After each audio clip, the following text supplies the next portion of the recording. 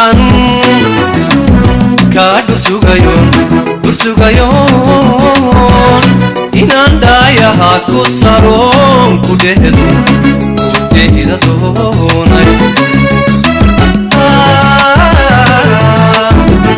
معن كادو سوغايون إنان دايا هاكو سارون كده Djibouti. J'invite donc maintenant à prendre la parole le président de l'USN, l'Union nationale pour le salut, Ahmed Youssouf Hamad.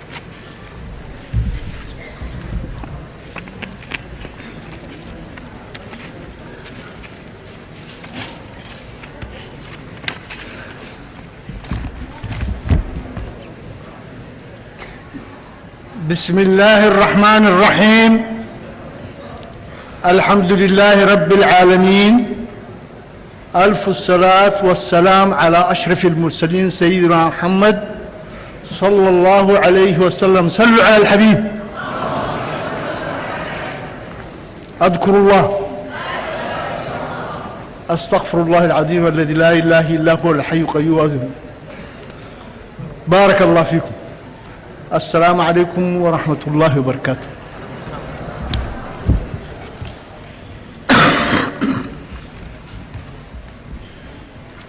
Monsieur le Président de la République, chef de gouvernement, et Madame la Première Dame, présidente de l'UNFD,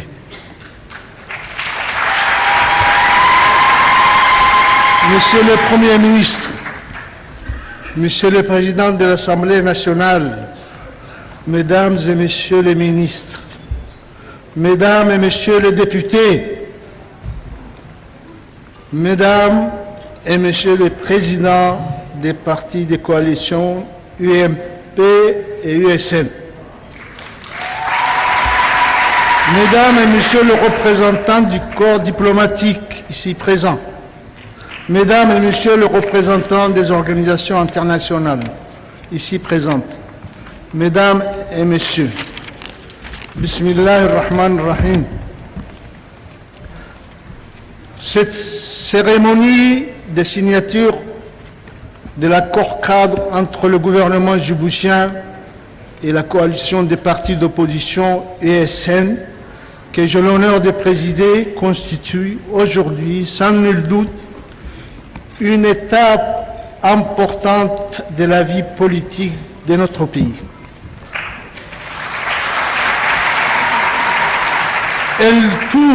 Elle doit tourner une page et ouvrir une autre. C'est un acte politique courageux de part et d'autre et qui restera, pensons-nous, historique, Inch'Allah. Mesdames et messieurs, il aura fallu 18 mois pour y parvenir. Premier acte d'un dialogue politique dont j'espère la réalisation rapide. La coalition de l'USN a maintes fois manifesté sa bonne volonté et sa foi de préserver ce qui nous unit plus que ce qui nous différencie.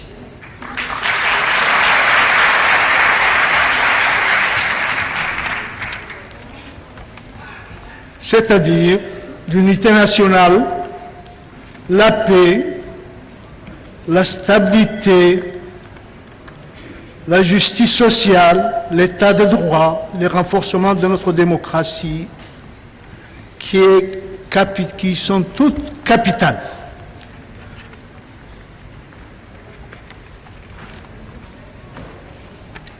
Je n'ai aucunement envie de raviver les démons du passé. Mais je pense qu'il est un devoir moral, historique pour nous tous d'en tirer les leçons.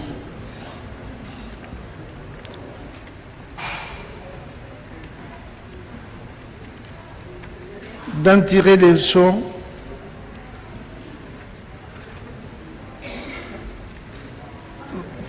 Ces 22 mois de confrontation physique, souvent sanglante, en vue de créer ensemble un apaisement politique nécessaire et susciter les débats démocratiques constructifs. L'amour du pays et le souci de l'intérêt général doivent l'emporter sur toute autre considération. Mesdames et messieurs, si nous réussissons ensemble la concrétisation immédiate de cet accord cadre,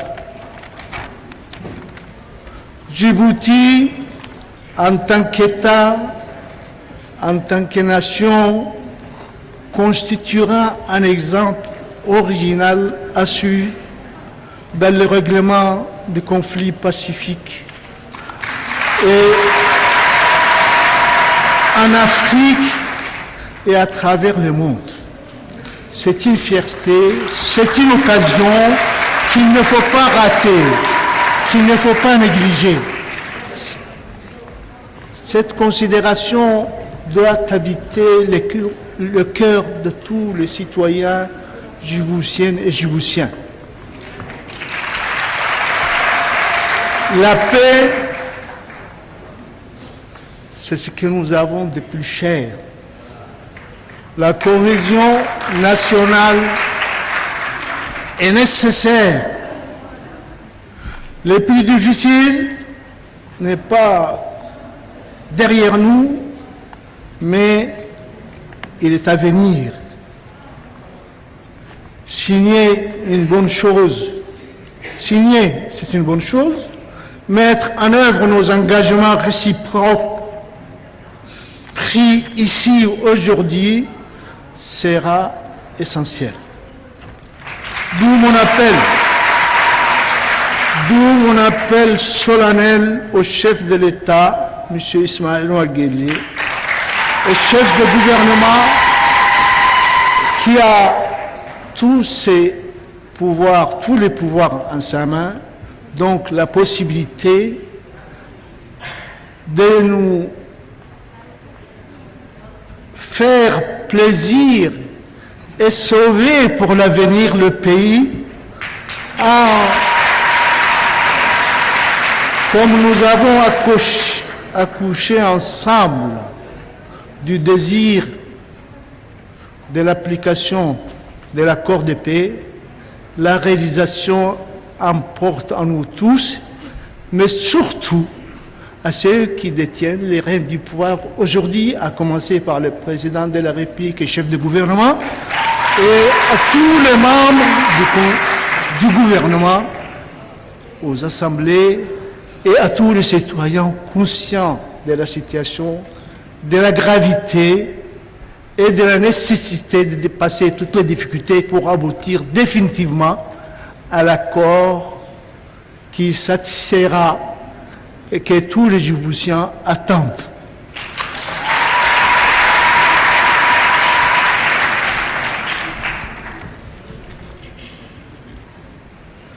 Cet accord, bien sûr, sera signé, ce n'est pas une en soi, mais sa matérialisation en commun, comme je l'ai dit, aux responsables d'aujourd'hui. Voilà. Ce qui permettra l'exercice d'une vie politique apaisée et débouchera sur l'alternance démocratique souhaitée par tous et qui fera le bonheur de tous, dont Djibouti sortira grandi.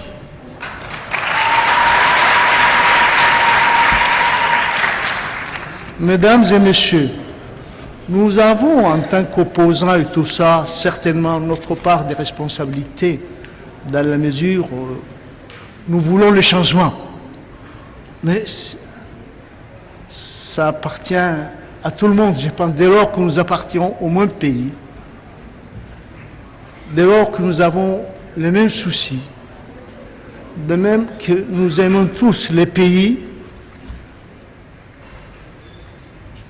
il est tout à fait normal que la démocratie naissante soit largement appliquée, sincèrement appliquée. Sincèrement appliquée. Nous, ce n'est pas l'ambition du pouvoir, le goût du pouvoir. Nous savons ce qu'il comporte comme responsabilité, comme charge pour le supporter et pour les accomplir réellement à la satisfaction. On ne peut pas de tous les Djiboutiens, mais la majorité des Djiboutiens. Hein? On ne peut pas être sûr, mais déjà que ce soit notre préoccupation aux uns aux autres, au niveau des dirigeants politiques, gouvernements ou opposants, que nous en soyons conscients, c'est énorme, qu'on en décide l'énigme et qu'on l'applique avec sincérité, comme il doit l'être. Ça, c'est le devoir de tout un chacun, en tant que Djiboutien, aimant Djiboutien, voulant sauver Djibouti. Nous sommes un petit pays, une population pas très nombreuse, pour qui le bonheur est facile à faire et le malheur aussi facile à faire. Hein? Nous ne sommes pas des millions ni des milliards sur Djibouti.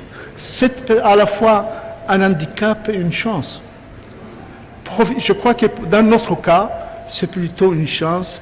Profitons-en, ouvrons le cœur les uns aux autres, employons-nous entièrement à la construction et non à la destruction.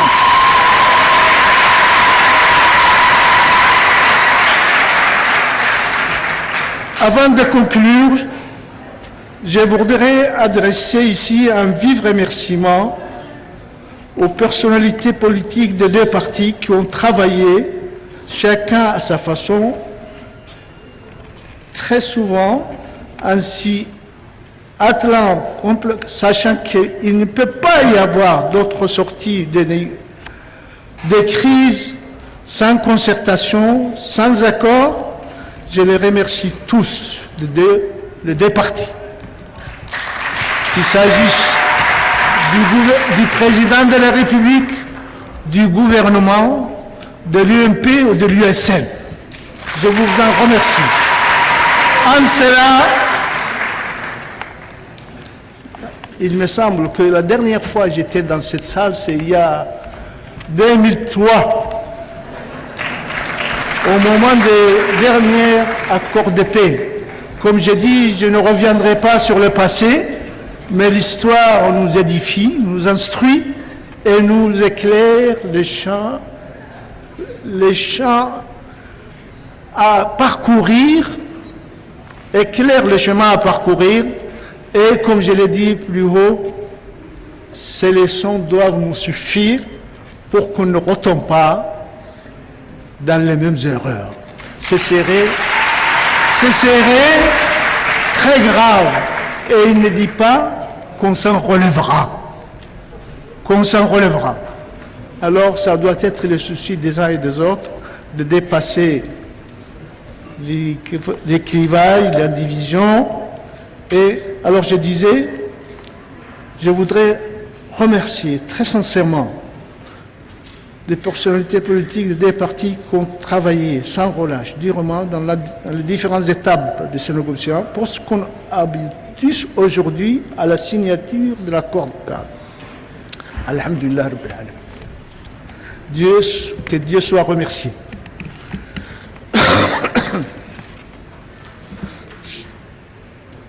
Ces négociations qui ont été lancées au mois d'août et qui aboutissent aujourd'hui doivent constituer la fierté de tous concouru à la conclure, à la coucher, mais de tous les Djiboutiens, je disais. Également, j'adresse une profonde gratitude au peuple djiboutien, tous, autant qu'ils sont, qui ont souffert justement de la situation difficile, dure, que nous avons vécue pendant ces 22 mois. Et ils ont tout supporté, ils ont souffert, mais dans la douleur, ils ont su conserver leur dignité, leur sagesse, qui nous, quand même, en tant que les bergers et les nomades des troupeaux, vivant de ces troupeaux, nous avons tout le temps de réfléchir et de méditer ce qui nous caractérise, et c'est peut-être ce qui nous a permis de rester, de supporter l'insupportable et de rester calme. Aujourd'hui, alhamdoulilah, nous espérons que nous en sortirons grâce à tous ceux qui auront conclu cet accord, et Monsieur le Président et chef de gouvernement, Ismaël Omar Guelleh, au premier plan. C'est ainsi que j'espère, et nous l'en remercions, c'est ainsi que j'espère qu'il marquera dans sa historique son pouvoir de président de la République à Djibouti, ce qu'il laissera derrière moi. Et c'est pas rien. Je souhaite que ça se réalise. Enfin, je ne peux m'en passer, c'est une évidence, d'adresser notre reconnaissance aux amis de la République de Djibouti qui ont souffert comme nous, puisqu'ils vivent avec nous dans le même climat, dans la même ambiance, qui ont concouru à l'accomplissement justement pour rapprocher les deux camps. Je vais parler des amis de la République de Djibouti, en particulier de la France éternelle. La France éternelle qui, malgré l'indépendance, est toujours avec nous, dont nous partageons tout, et surtout la culture, et en particulier son éminent diplomate, ambassadeur, notre ami ici présent, Serge Moussetti. C'est ça, j'ai bien dit. Nous le remercions très chèrement. On sait combien que.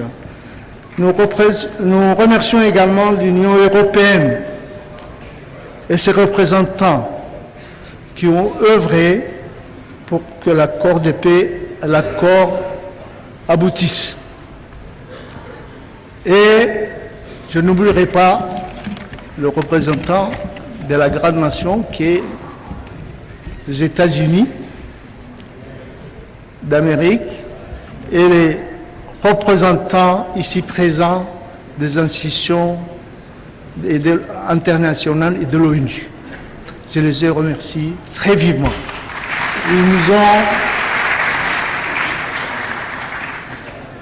Ils nous ont aidés autant qu'ils ont pu. Et finalement, ça a été positif pour tout le monde.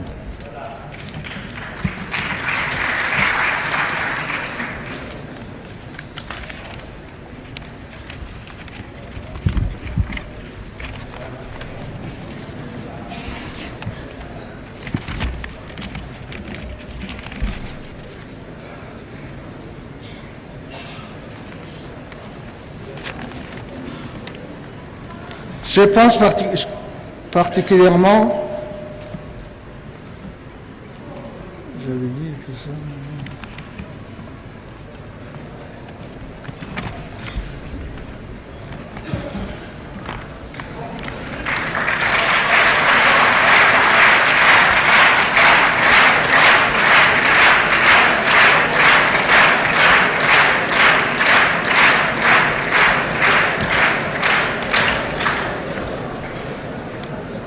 Notre confiance politique mutuelle est mise à l'épreuve dans cet accord. La mise en œuvre totale et honnête face à des épreuves qui nous attendent achèvera, comblera notre espoir. Ensemble, sauvons le pays. Ensemble, tournons notre avenir, notre pays pacifié, notre unité nationale, où prévalera, espérons-le, souhaitons-le, l'intérêt général, la démocratie, la justice vaincront. Merci. Vive la République de Djibouti. Vive la République de Djibouti. Vive la démocratie. Vive les libertés politiques. Je vous en remercie.